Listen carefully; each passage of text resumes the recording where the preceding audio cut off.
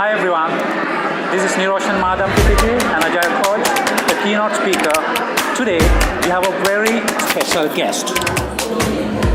She has outlasted 30,000 speakers around the world to become the world champion of public speaking 2018.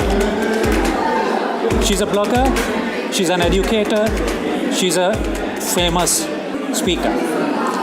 Please welcome Ramona Smith. Thanks for joining us, Ramona. Thank you for having me. Thank you. It's our pleasure. So I want to quickly start with a bit of introduction to you. If I ask you, give a quick introduction, maybe use 5 words. Tell us who Ramona Smith is. Speaker. Yeah. Mother. Right. Teacher. Right. Friend. Okay. Powerhouse. Oh wow, I like the last one. What do you mean by powerhouse? I'm very confident. I know how to command a room. Right. And I know my purpose and my passion in life. Excellent. Love to hear that. Let me dig deeper into some of the questions that I personally have as a speaker, as someone who wants to go and jump out from the mediocre crowd. As you know, we are surrounded by mediocre, average people, and the moment we try to do something unique, there are a lot of resistance, right? One, active resistance, second, passive resistance. So I think going from good to great is not easy, it's very challenging. So what kind of challenges you faced during your 8 years of Toastmaster career to become the world #1 speaker? Well, I had to encounter a lot of failure. I had to lose some things. I had to humble myself and be able to benefit from criticism. And I had to practice hard. I had to work hard. And I had to learn how to be myself. A part of being great is learning who you are so that you can better connect with people. Because people can sense when you're not authentic and when you're not genuine. So in order for me to be an influencer or win over crowds, I have to know myself. And I've learned a lot about myself through the failures and the challenges that I've overcome. So these past 8 years have just been a constant learning journey, a constant path to success, and just me understanding who I am and who I want to be. Perfect. So from what you said, I think what you're saying, it's a learning journey. Oh, yes. It's a learning journey, a lot of failures, a lot of challenges that you're going to go through, but you're going to go through with the learning mindset. Yes. So you are ready to learn from what you go through. Absolutely. Yeah? Thanks for that. The next question is a pretty interesting one. Now, one of the speakers attended the international conference, competing at the semi-final, just told me that one of the unique things he saw in you is your personality. Right? I think it's a great success factor. Anyone who wants to do great. So I want to ask you particularly about personal branding. What is personal branding for you, and how could you use that for your competitive advantage? Personal branding to me means just how do people feel when you're in their presence? How do people feel when they say your name? How do people feel when they see your picture? Yeah. What are you representing? Yes. Yeah. What are you representing? What are you exuding? What type of energy or vibe does you or your company give off? I was talking about this earlier and last night in a couple of sessions that I've done. I really love the brand Nike. I love the Nike brand. Right. Why do I love the Nike brand? And I'm not even an athlete? Yeah. Because it exudes confidence. It tells you to just do it. I feel like I can be Serena or Venus or even LeBron James, and I don't even know how to shoot a basketball or hit a tennis ball. But it's the image that the brand is presenting, and it makes me feel better about myself. So at personal branding, you have to figure out what type of image you want to give off to the public. Perfect. Yeah, so I think Jim Brown, if you remember, Jim Brown said a very interesting thought on this as well. He said, personal branding is the feeling that others get when they start interacting with you. Absolutely. For example, the moment you saw me, right, you start judging and then kind of, imagine what kind of person I am. Mm-hmm. So it's the same thing with me, right? So I think people don't understand this, right? So they try to kind of mix that with their immediate actions. Sometimes it distracts the brand that they ideally should set themselves. So the next question that I want to ask you, two questions actually. Why you think the personal branding is important as a speaker? Well, for a lot of speakers, we have products that we want to sell. We have a service that we want to sell. So we have to understand what our personal brand is so that we can better serve our clients. Because depending on what you represent is what the company or the organization that wants to hire you, it has to be a reflection of what they represent. Okay. So you have to be mindful of who you want to market yourself to. So if my brand is exuding a negative image or something radical or something against the beliefs of somebody else, then that's going to deter a lot of other people from wanting to do business with me. So I think it's important to work on your personal brand in order to be a profitable business, a respected individual, and to know what type of audiences you want to speak in front of and what type of companies you want to partner with when you give speaking engagements. Perfect. I think if I get it right, what you're saying is it's about setting the right experience than a particular product, right? You set the right experience so that people start observing, okay, this is what this person is all about. More than just a keynote or a speech that you're going to do, it's your personality. Yes. And that's the exact feedback that I got about your speech during the contest. Now, I want your expert opinion.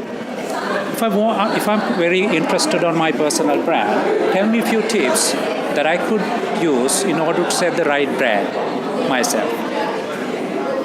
I think that still goes into personal knowledge of your company or yourself. Right. What is it that you want to accomplish? Correct. What type of image do you want to give off to the audience or your potential clients? You have to dig deeper and kind of formulate what your goals are. What are your goals as your brand? What do you want to do to make people remember you? Right. What do you want to be known to be associated with or affiliated with? For me personally, I'm the Ladybug speaker. Yeah. The Ladybug speaker is all about inspiring and empowering and speaking and words and giving life. Why did I choose the Ladybug speaker? Because I love the jobs that the insect, the ladybug, does, and because nobody else had it, and because it represents a lot of things that I really like good fortune and doing hard work without having to get a lot of notice behind it. Right. So you have to figure out who you want to be in order to figure out how you want to brand yourself. Or if you don't want to figure it out for yourself personally, who are you trying to market yourself to? Right, yeah, so it's confusing. Are you believing that branding has to start at a very high level, visionizing yourself, coming up with a vision as a person, this is what I want to achieve? I would say yes. Okay. I think it starts with a vision. Right. Because if you don't have a vision, you don't have a foundation. Then where do you begin? You don't have the clarity. Right. Yeah? So from there you narrow down to a roadmap, and then from there you're going to drive your execution. Yes, yeah? Absolutely. Right, so with that, I want to move into the speaking gig, right? Because I'm a Toastmaster. I've been a Toastmaster for about 4 to 5 years. I learn a lot.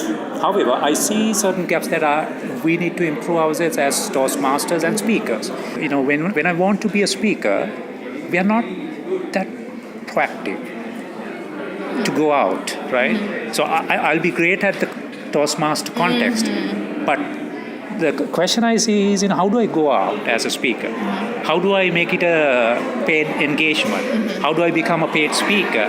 Which is not very clear, right? So what is your strategy around it that others could be benefited as well? For me, I did it the hard way. I did it the difficult way. I was doing cold calls. I was calling places and organizations asking if I could come speak. I was asking my friends and family members, do you have a place where I can speak? Is there a function I can speak? I was doing open mic poetry. Anytime I got the chance to get on a stage, I was seeking out those opportunities. I was on websites like Gig Salad and Where to Find a Speaker and things like that, other platforms that people would search up and they would find me in their database. Right. So I didn't really do it the easy way. I didn't hire a coach or I didn't follow a program or read any books. I kind of just hit the ground running. Right. But now that I have this title of World Champion of Public Speaking, doors are pretty much just opening up. Correct. So I'm not 100% sure because I know that's the hard way. And I don't want anybody to have to work that hard. Right.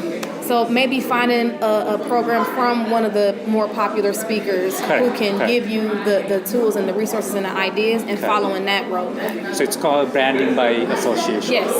Right. That will give the right opportunities and the credibility as well. Yes. Yeah? Okay. Right. So the next question is, what do you think the biggest winning factor in your speech? Was it the emotional connection, or the message, or the logic, or all together, three of them? I think the message was something that everybody could relate to on an international It's level. very, very relevant and important one. But I think the emotional connection was there as well. That was there. So I don't know which one was I don't know which one really did it. Okay. But they all three play a huge role in making a bigger impact. Yes. Okay. Right. Now, the other question that I have is, now I'm a speaker, right? Now, when I go and stand in front of crowd, I want to deliver the best value possible. What are the few things that you could advise in order to ensure that you deliver the right value? For example, even today, when you started to speak, you did not have a script, but you ensured people are benefited. At the end of the day, they need to feel okay. It's worth enough, right? Or going beyond that as a speaker, and then making it an inspiring journey for them. So, few strategies that you could share with us in order to ensure we deliver the right value to our audience. Well, first of all, you have to know your audience. Today, knowing the audience? Yes, right. Knowing the audience. Yeah. Walking in, I knew everybody was just excited to share this evening with me. Correct. So I didn't have to have a prepared speech. I could just feed off the energy and feed off the vibe and share my story because they were anticipating. Correct. They registered, they knew I was coming, they've been waiting, so I knew kind of what vibe and what feel I could give this audience. Need. Yes, but with my corporate trainings, like the one I did this morning when I was meeting with lawyers and paralegals and associates of the firm, I'm not going to go in there with nothing and give them inspiration. These are professionals. This is professional development. I have my PowerPoint. They just need the contents mainly. Yes, they just need the content. And then with the women's group that I spoke to yesterday, that's pure inspiration. It's more of the emotional connection and a message in that empowerment. So knowing your audience is absolutely monumental. Also, developing content and practicing it and rehearsing it. You have to practice. Right. You have to rehearse it. You have to go over it. Some people don't. Some people like the impromptu. Yeah. But I feel like when you rehearse it and you know what you want to say, if something goes wrong, you'll get back on track easily. Yeah. For example, when all that stuff was happening with the audio this evening and things like that. It's like, so you got to be structured, organized. Otherwise, you're going to lose the flow. And you're going to get panic easily. And you forget what you said, or if somebody cries or screams, or if the lights go out, whatever. You have to be able to keep going. And you come off as more knowledgeable and natural when you already know what you're going to talk about because you practice it. It just comes off as more smooth. The kinks have been worked out. So making sure you practice and rehearse. Also, talk about things that you know about. Right. Okay. Talk about what you know. Right. I'm not going to give a speech to chemistry students or biology students about that subject. Yeah. Now, if they want to give tips about public speaking, that's fine. That's fine. But I would never try to speak about something that I don't have any idea about just because I'm a speaker. Okay. Because once people feel like you're not authentic, they're not going to want to They're going to lose the touch. Absolutely. And that says a lot about who you are. You're just going to speak anywhere. That's not keeping the audience in mind. Yeah. So knowing your audience, practicing what you're going to say, and trying to become an expert in your niche, in your field, I think those are 3 ways you can deliver that value. Perfect. I totally agree, and these are a few things that I actually started doing. It works greatly, right? And one more thing that I do is, you are doing it, right? The feedback. Oh, absolutely. Yeah, taking the feedback, making it a learning every time you speak, gives you an opportunity for you to do better, in the next time. Yes. Yeah? Perfect. Thanks a lot for the inspiration. Few more questions to wrap up. Now, again, being a Toastmaster, if I want to jump out from the rest, because it's a huge, community, and becoming unique building your credibility as a speaker is not easy. It's not. Sometimes it's just a contest, sometimes it's not. So just tell me one tip that I could go and practice in order for me to jump out from that average crowd, become the inspiration speaker that I wish to be. Service. I love it. The more you serve others, the more people will lift you up. The more, the less you think about yourself, the more other people will think about you. When you're visiting other clubs, or you become a mentor, or you're giving other people feedback and evaluations, service. The more you serve and help other people, it'll lift you up. Because whenever people think about the nice person, or the giving person, or the kind person, or the person that they can call on when they need help, it'll be you. So when you stop thinking about yourself and serve other people, that's what'll make you shine. I love it. And then that's a famous theory around it, right? Service first. Yes. Before anything else, you think about the service that you could offer. Everything will fall in the right way. And great leaders serve. Great leaders are doing that. Thanks for that. All right. So these are quite few questions I had personally, right? Sometimes when I compete, I get to this competitive mindset. It's very disturbing personally, and I really don't like it. However, I get there. Now, when you walk on stage, what is the right attitude as a speaker? How can I do? What am I giving to this audience? Right. What do I want to give to the audience? Yeah, that's it. Don't worry about anything else. It's about them. It's about them. What message you want to give to them. What are you telling these people who came to hear you? All these people came to hear you. Yep. So you have the responsibility to give them something meaningful and, like you said, something valuable. Yep. So the more you focus on giving them something great and making sure you prepare for that and you understand what they need, I feel like that should be the mindset. And I feel like that will take you to wherever you need to be. Love it. I love all these ideas. I'm not just saying, because these are few things that I will immediately start adapting myself, right? Speakers can be very selfish. We can be very self-absorbed. Sometimes. It's not about us. We have a message that we have to deliver. That's what it's about. But we always got to think about the audience. All right. Right. So the next question is, now if I want to grow as a speaker, should I develop a keynote? Because I hear from professional speakers that if I want to grow as a speaker, develop your keynote. Is it a must? Some other people might say yes. Maybe I haven't gotten to that level just yet. I don't feel like you necessarily need to develop one specific keynote unless you're going to be delivering that keynote all the time. They were telling you to just develop one smashing keynote that you can deliver all the time.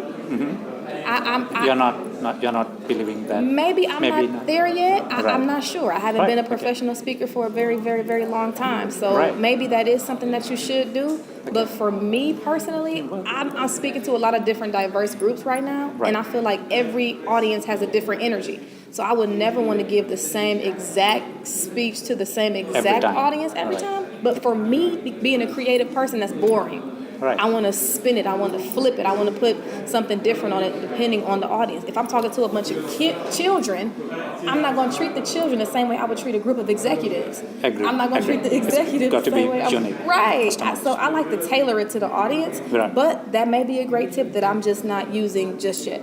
All right. Appreciate your input. So the last question to wrap up the discussion. It's a great discussion personally.